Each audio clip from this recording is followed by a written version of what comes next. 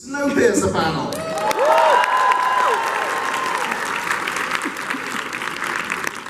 Sorry for the slight delay, my train was late. Wait for subdued laughter. No, all joking aside, we really do have an absolutely amazing panel today. We're going to be showing you some footage that nobody else on the planet has seen. We've got the cast of Snowpiercer here. Jennifer Connelly is here. Daveed Diggs is here.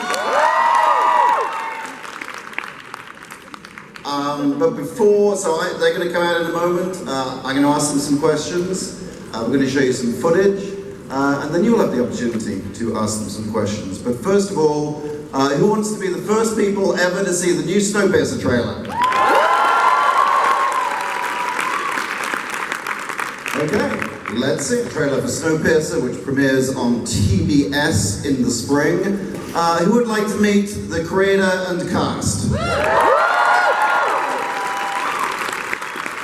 Okay, I'm British, so I gotta be polite and can't just say that was garbage, but you know, I think we can do a bit better than that. Who wants to meet the creator and the cast of Snowpiercer? Ladies and gentlemen, please put your hands together for Jennifer Connelly.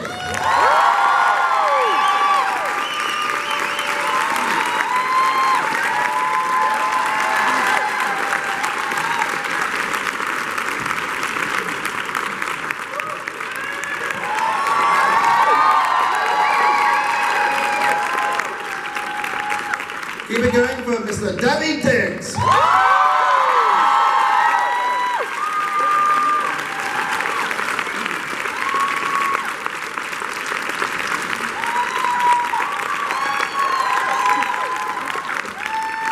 Please put your hands together for Alison Wright.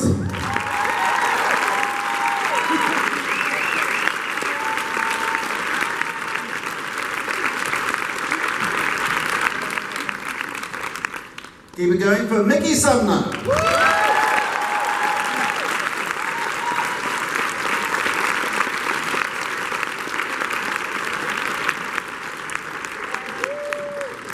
Lena Hall.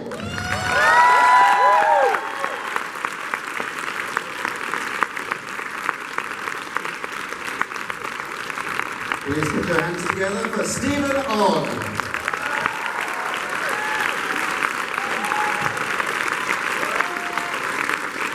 Finally, the man who drives the train in real life, executive producer and showrunner Graham Manson.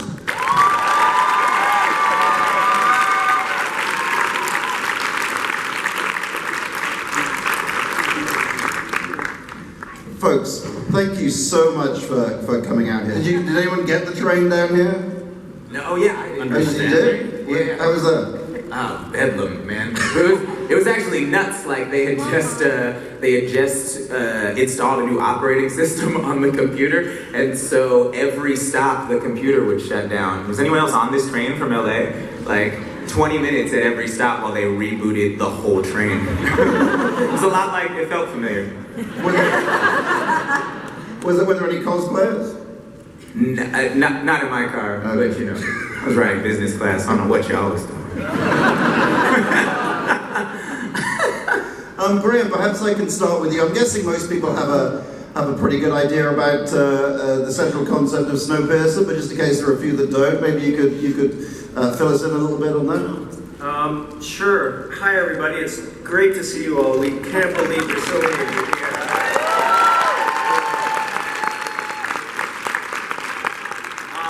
Snowpiercer is, of course, based on a series of French graphic novels, and then there was a tremendous feature film by director Bong that I personally love.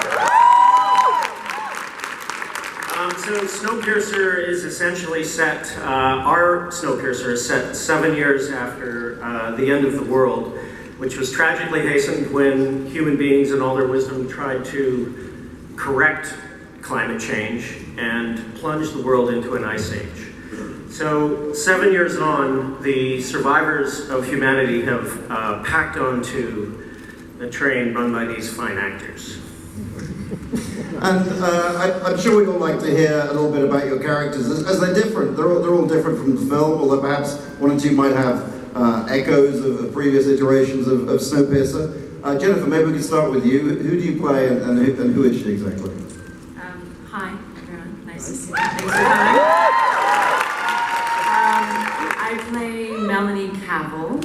She is the head of hospitality on the train, hence my snazzy suit that you see me in almost every shot. I am in charge of smooth relations on the train. Mr. Wolford is the engineer of this train.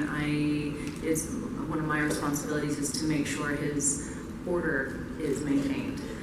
But as the season goes on, you realize that I may have more responsibilities than we initially think. I certainly have a bunch of secrets, and those become also revealed throughout the season. And Jennifer, your character lives at the front of the train, whereas David's, yours is very much at the back. Tell us who you play and what kind of gentleman he is. Yeah, I play the most distinguished gentleman on the show. Andre Layton is a tailie, is what we call ourselves, and we're a class of people who, in order to, in a last-ditch effort for survival, raided the train as it was taking off to try these. This was the arc, right? This was the way to survive, was to get on this plane. We didn't have tickets, so to speak, so we tried to get on there. And we've been confined to the tail of the train, but allowed by Mr. Wilford to live as long as we provide some service to the train at times, but conditions are not good, so we're sort of in the most impoverished section of the train. Layton's skills as a police detective before the apocalypse become of particular use to Mr. Wilford and to the rest of the train, so he's granted access up through all of the other classes, and so a big part of the show, at least for me, is at least for Layton's character, is getting to discover all of these new sections of the train that for 7 years you had no idea existed. The folks in the tail have not seen the sunlight in 7 years, so. I'm from Britain, so I can understand. You understand. Yeah, And what about you, Alison? Hi, everybody. I play Ruth. Ruth is Melanie and Mr. Wilford's right hand. She is responsible for seeing that everything runs smoothly on the train, whatever that takes. She has the run of the train, top to bottom, and very much believes in Mr. Wilford and his ideology and what the train was built for, even those who got on without tickets. I don't know what you're talking about. What's going to happen there? Is it okay to talk about the accent that you have? This is not, but it's a different. It's closer to what Tilda did in the film. Yes, that I'll be doing. And what about you, Mickey? Who do you play? Hello. I play Brakeman Bastille, and Brakeman on Snowpiercer, essentially the police force. So I'm the muscle on the train. Thank you. I keep law and order. I try anyway, and I also have quite a steamy romance at some point, but that's all I'm allowed to say. No, we're in no rush here. You can just feel free to elaborate on that. No, I'm not allowed. And Lena, who do you play? Hey, I'm Lena Hall, guys, and I play Miss Audrey. I am the madam of the night car, and basically I run the night car is a cabaret / brothel, and I am a performer, but I'm also an empath, and I have a very important job on the train where I take people through, in personal sessions, I take them through their grief. From the freeze when we lost everything, including people that we loved. I take them through it, I help them move through the grief and deal with the pain so that they can survive on this tiny claustrophobic train and exist together as one. A few musical numbers along the way. We might. Oh yeah. I play a character in Hello. A character whose name is Pike. And he writes children's books, pop-up books. In the trailer, there was a little clip. No, there wasn't. Pike Mike is, I guess, the shit disturber, in a sense, and he's part of in the tale with Leighton, and one of these people that sees that there's the have-nots and the haves, and he believes, I think the have-nots need a little more of what the haves got, so he wants to get some of that, get some of the God. I don't know how musical I can get here. It's in the kids' book, right? Yes, it's in the kids' book. There we go. And Graham, you've got, I mean, obviously the film was a pretty short, self-contained enterprise, and you're, and even with the graphic novels, it's somewhat limited. But here you're developing a show that you hope to run at least for several seasons. What are the kind of challenges with that, with regards to everything being on the same train and so on? At least 7 seasons. Okay. We can do that.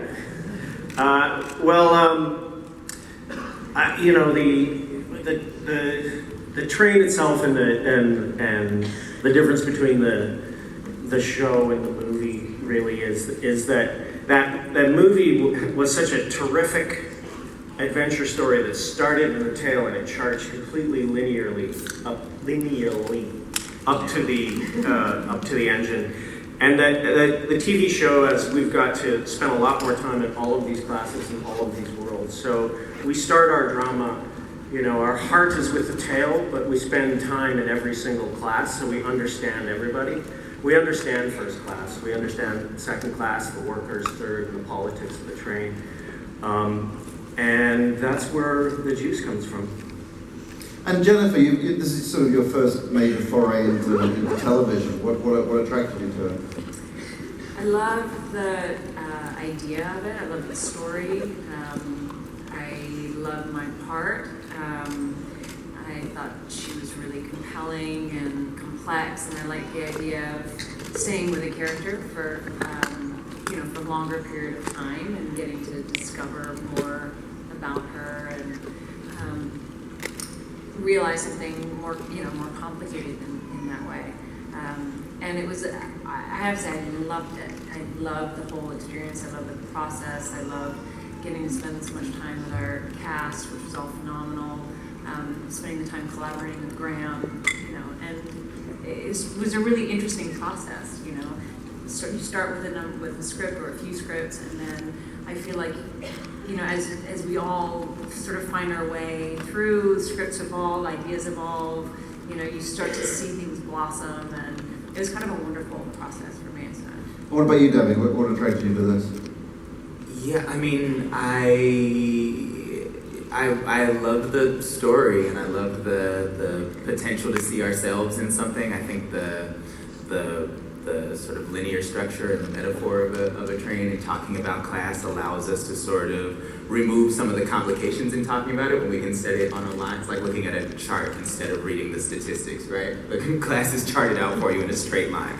And that allows us to get beyond the sort of numbers and facts of it and talk about the heart of the things. That was sort of what attracted me to the project, but then ended up meeting all of these great friends and getting to spend so much time together. And I think, Jennifer nailed it. TV is like a living document. It adapts as you adapt. So as we learn more about ourselves and the writers learn more about us, and everybody's in conversation all the time. And sometimes it's really, really hard, but also it's an incredible kind of collaboration that you don't really get anywhere else. And I mean, this was shot in Vancouver. You were up there for quite a long time. I guess this is a question for everyone. What did you do? When you were socializing? I mean, it's actually, at times quite a big cast. When you were socializing, did you fall into like class groups, or did you all just sort of like hang out generally? Yeah, I don't kick it with anyone from first class. That's some traitor shit. I'm not about it.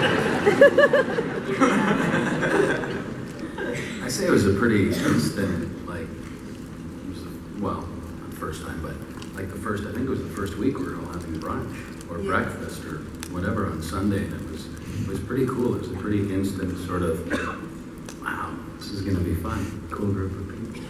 Yeah, and also it's filmed in such a small way, filming in a train car, even though you can remove walls, you're still really close together. So we ended up bonding a lot because of the close quarters. You weren't able to really go into your own holes to just do whatever. It was like you're all there in it because it is close quarters. But it's also quite different, like on the train, because you do have the tail, right? It's the 1,000 trains, and even if you're not, some of us never left the tail, which is much more claustrophobic and.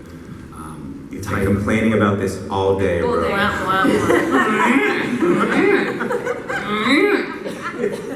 But then even when you would just wander around the sets, even if you maybe weren't supposed to, and you would see the first class, it's quite different. I mean, I remember the dining car when I somehow snuck around that one, and I was like, oh my God, they have a staircase, and they have all of this, and some of those other, like one of my favorite rooms was it's like an art installation. Yeah. There's just so many amazing places. Well, I remember the director saying that he wanted, the tail to be really dirty, and I remember thinking, well, it's okay for you, Mr. Director, behind the camera, but what about the cast? Well, the tail is filthy. But it was one of the wonderful things about the movie. If you remember in the movie, you could open a door and you never knew what was going to be in the next car. And we really wanted to keep that sense in the show. So I think that's part of the joy of discovering the train. A lot of it through David's character what's the expression you do? That expression? I just saved you 10 episodes. That's kind of the show right there. The Emmy reel is just that. That's it. It's literally 30 angles of.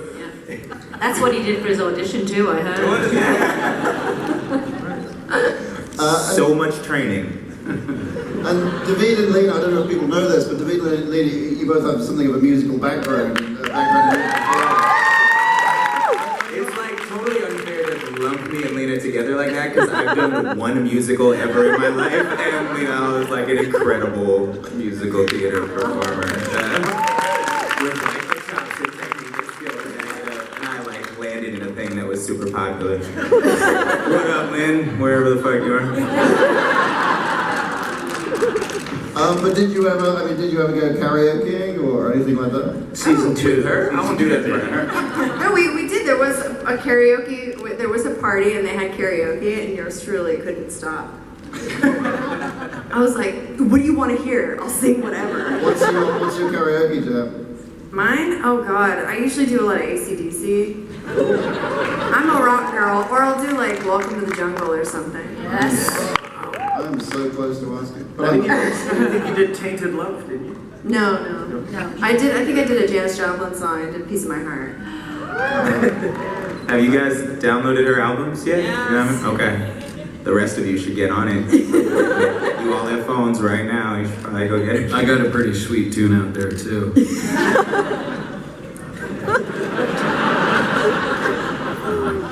And Mickey, you were involved in some action sequences. Could you talk about that a little? My dream job was this job because I got to be super physical, and Graham had me kicking ass, and got to train with our amazing stunt coordinator Brett Chan and like the whole stunt team, and they trained us so amazingly well, and it was just so fun. Got to box and axe. I used an axe. Axe. Yeah, I really am quite lethal with an axe. Ask. Later in life too.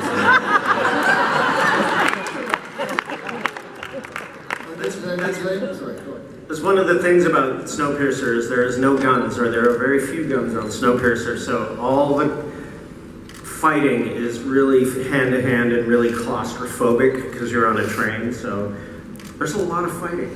A lot of fighting, bro.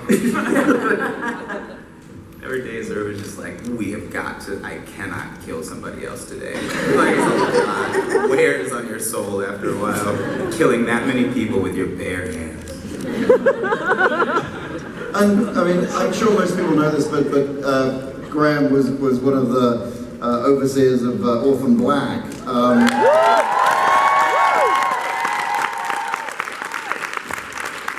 Which was a show where, I I can't imagine how technically difficult that was to pull off. And now you've got another show where, you know, you're always in these somewhat close quarters. Do you enjoy this, or are you just dying to, you know, make a period drama in, you know, fields or whatever? Yeah, I want to do My Dinner with Andre, too. The challenges are different, but there's no challenge quite like Orphan Black. But this is a very technically challenging show. There's a lot of great CG, as you saw in the clip there. It's really top notch. Jeff Scott, our special effects intelligent creature up in Canada. They did Orphan Black as well. How's that? But our sets are really quite amazing. Our sets, we can link 5 train cars up together, and you can walk all the way down, and you can blow out a whole wall in the studio so that 5 train cars can have the length. And then the train cars are all jostling because there's big grips like shaking the car. So these guys are trying to walk, and everybody's doing this as they're walking down the train. And you can actually like bend the tail too, like some guys on a forklift like pushing it this way and that way. So you look down the thing and you can see, like when you're riding one of those long subways, it's really like the feeling of making sure that this was a train was really important. And it permeates, I think, the whole production. Well, I should say that, as I said, I had the pleasure of going on set up in Vancouver, and the sets really are incredible. But the strange thing is that while all the train sets are very, very different, they are also in a strange way similar, because, you know, it's the same space. And I spent a lot of time seeing cast members sort of hopelessly wandering around because they would, you know, the sets would have moved, and they were. And I remember David, you saying that basically when you wanted to go to lunch, you would choose a random door and just hope to hell that it was in the right direction. Yeah, just point yourself in a direction and walk until you get outside, and then reassess your life. But one more point into what Graham was talking about, just because it's kind of the most incredible bit of like movie magic. When you're inside of the trains, it's just the most real feeling, like intense thing ever. And then cut, and you walk outside, and there's just like 4 huge dudes on a seesaw, making it go. I love how practical that is. Yeah, it's amazing. And they're all going, he was only in one play. I don't know why they're saying this. You're feeling that? I'm hungry. Poor cows. These guys haven't seen that before. Oh, it's crazy. What's for dinner? What was it? You hadn't seen that before? What was that like watching? What happened to those cows? Their little eyes. That's so sad. I was totally cool when I was just gonna eat them, but freezing to death? Fuck, man. Reconsider all my choices now. I'm a vegetarian. By necessity.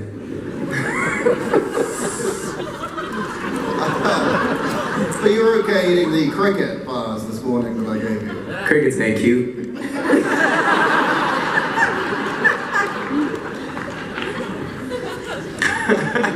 Peter's like on it right now.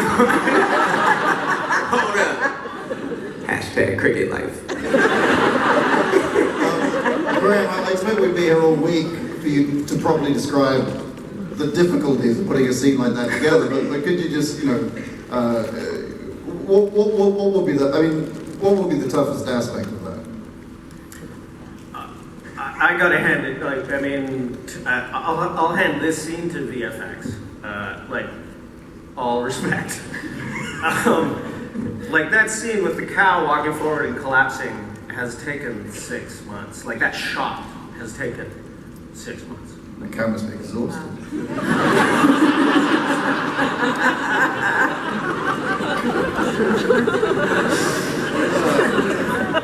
But to create those environments and snow is a difficult thing to do. The avalanche looks fantastic. Yeah, it was amazing. Sorry, It it looks was amazing. It's chilly out there. So we're going to throw it open to audience questions in a moment, but before I do, I was wondering if everybody on the panel could name their favorite ever train journey. Let's start with you, Joe.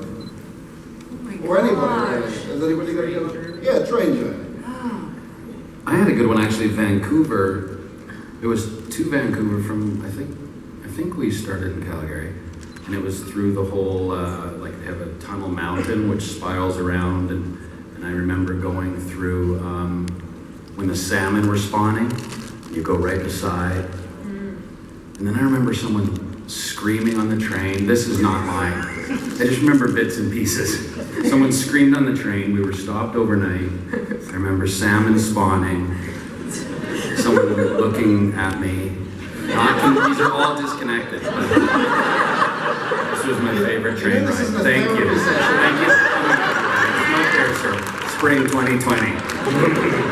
It's gonna be fucking good. Okay, can anyone beat that? Or, Yeah, I can. Go. Yeah, I was 18. I took a train from the south of India to the north of India for, weeks. I think I beat you. I didn't see any salmon there. Did you hear the screaming? No screaming.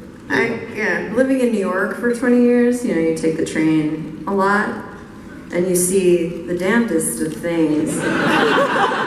And my favorite thing was, it was rush hour, and I was going to get on a train at 181st Street. Yes, no, it's fine. And maybe 18 years of age in the office. New York's away. Yeah, and then all of a sudden people were like frightfully running off the train, and I was like, oh good, I'll get a seat. So I walked on the train, and I look over, and there's a homeless man defecating, and I locked eyes with him. And like, we walked off the train together, and we had this like bizarre understanding. This was just gonna happen. And then he wiped himself and threw it in a garbage can, and I remember going, that's where the smell comes from. That garbage can. I married 3 kids. Love story. That's my favorite train story. I'm happy to draw it to a close with the train stories at this point. Anybody really wants to have a say? Can't top. Okay, fair enough. Let's open it up to audience The question's actually for you, Lena. So I'm happy to hear you will be singing on the show. Yay. What I'm curious to know is, are they covers, or are they going to be original songs, or a mix of the two? Can I say? Sure. They're covers of excellent songs. Originals. Yeah, covers of originals that I will absolutely cover and make it sound like an original. Great, thank you. Yeah, thank you. Thank you for your question. What's your name? Hi, my name is Nina Ha from Bakersfield, California. Thank you all so much for being here. I'm a huge fan of all of your careers, and my question is, if the world actually needed a Snowpiercer, what is the one item that you had to have with you on the train? A shank.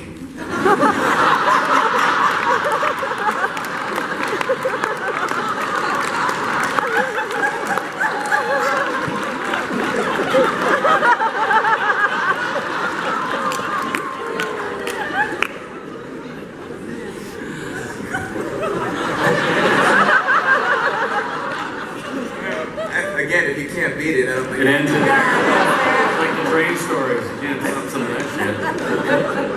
Any other answers?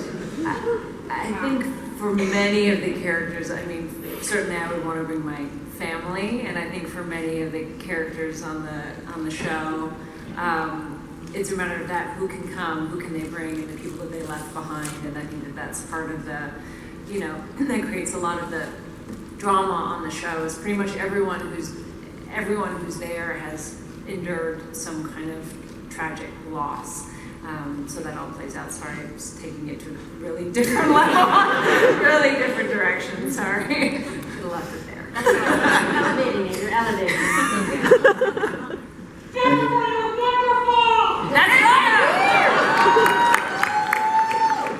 Okay, thank you so much for your, I would bring for your that question. Thank you. Really looking forward to the show. Thank you so much. Thank you. Love your costume. Wonderful. Yes, sir. What's your name? My name's Clayton. I had a question about the early years on the train. I imagine the tail end was a very dark and terrible place to be in the unknown. Is that something you're going to explore in the series? Because it was a really interesting idea. Are you guys going to have flashbacks or build up like that? It's and David can talk to this too, but the tale as a society has its own oral history, and we kind of learned about it that way. Can you say? Yeah. There's yes. The past unfolds. It's like weird to talk about a thing you're not allowed to talk about, right? But like we do find out, we learn about the early years on the train. And I think that what you're talking about, this sort of harrowing experience of like trying to survive in this immediate ice age that humans created, is that it actually is a unifying characteristic of all the classes on the train, right? Everybody has experienced a very great loss. And so however you are living on the train, everyone is sort of coping with loss, which is a big part of Miss Audrey's sort of storyline, helping people cope with that. But that is an interesting thing that unifies everybody across class on this train. Thanks. Thank you very much. So that's a solid yes, no, I don't know. Actually, before we go on, one thing I meant to ask earlier, Graham, was did you have any contact with the folks who worked in any way on the previous iterations of Snowpiercer? We've Director Bong has been to set a few times. Exactly how nerve-wracking was that? Yeah, I beg your How pardon? nerve-wracking was that? Yeah, it was kind of nerve-wracking. But he's a great filmmaker, but also, he's like a warm guy too. So, and there's language barriers, so it's kind of fun and funny. And there's always a few people in the way trying to make sure nobody's misunderstanding. I get the feeling that like if it's not good, he's gonna roast us so hard because like the budget for this is so much bigger than the budget for his film. He kept being like, look at all these train cars. We really, we looked at how they designed our train to figure out how to build our sets, and they literally only built one. Wow. And then they changed it, and they redressed it, and they did it again, and they did it again, and they did it again. I think then they adjusted it to be 2-level as well. But yeah, we have a lot more to play with than they do. Bring you to this point to prepare for such an intense and horrifying character that you had to play? Is that to anybody in particular, or? Anyone in the cast who can think of one, maybe. I guess was there like a stepping stone role that got you to this place in particular, or anything you've done before that sort of prepared you for this? For me personally, I feel like Melanie is unlike anyone that I've played before, to tell you the truth. And that was part of what was so exciting for me. And also such an interesting experience because there were things that I didn't yet know about her in subsequent scripts because we didn't have all the scripts when we started filming. So it was a really interesting process, learning new things as Graham turned in new scripts while we were shooting. But yeah, she was very different from anyone that I played before, very layered, and I love that. I love that kind of, to me that's really exciting, that challenge and that opportunity. And Jennifer, are you only doing projects now that involve different modes of transport? Yes. Planes, trains, automobiles. Thank you so much for your question. Thank you. Thank you. Yes, you name a new question. Hi, my name's Joey. My question was for Graham. I was wondering what elements you pulled from the original graphic novels and which ones you kind of left out. Like the graphic novels are for all the writers. We're in the middle of writing season 2 right now. They're like a place we can go to look for great ideas. The graphic novels were much they go far more places than the movie did. The graphic novels, they leave the train leaves the tracks, they go to a bunker, they go to all these things. All these things are possibilities for the future of the series. So it's, we're just working on the second season now, and we've gone in and plucked some characters that they had in the graphic novels. Things that we love, and the graphic novels can be very heady and philosophical. Like they have some really cool ideas going on in there. So we pull from them, they're a source of inspiration, and a number of things we've pulled out of that. But I think that the show has the feel of the movie, and a lot of the ideas of the graphic novels. Thank you. And I think we have time for one more question. What's your name? Marika. Marika, that's lovely name. So my question is, when we think of class, we often think of money and how much money people have.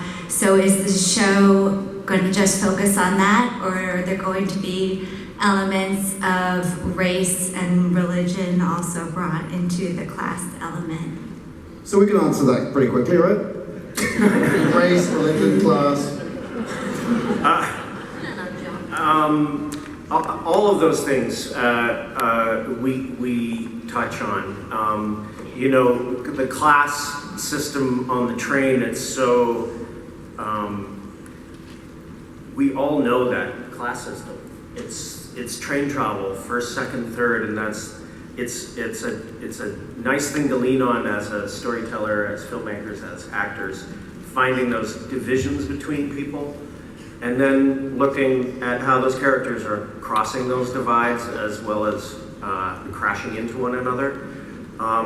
Your question about exploring race, religion, I think all these things are reflected in the first season, but some of those things are things we're going to dig in deeper into the franchise. Can't do it all at once. Faith is a big thing, and how would religion move forward on this train? I'm really interested in that question. I think we'll probably crack it in season 2.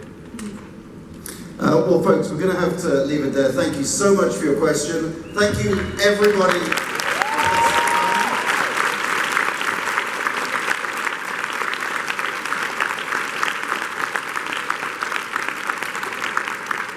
Snowpiercer premieres on TBS in the spring. Ladies and gentlemen, please put your hands together for Jennifer Connelly, David Diggs,